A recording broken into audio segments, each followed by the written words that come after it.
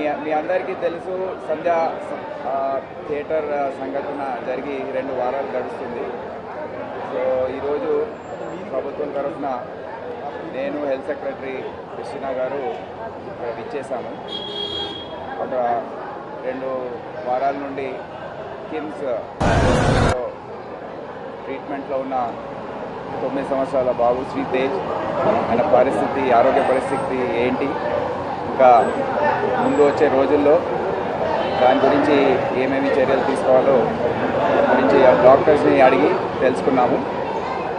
So దాని bulletin exact condition ఏంటో doctors తర్వాత బులెటిన్ లాగా ఇస్తారు.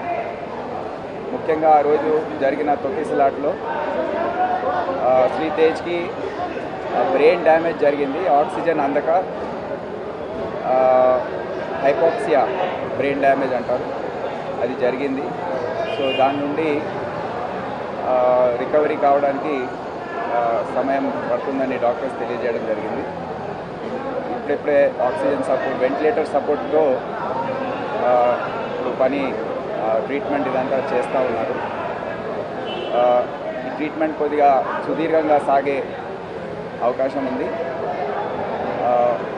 టెక్నికల్ ఆస్పెక్ట్స్ ఏదైతే ఉన్నాయో అవి తొందరలో డాక్టర్స్ టీం ఒకటి రివ్యూ చేసి ఒక బులెటిన్ లాగా వాళ్ళు ఇష్యూ చేస్తారు.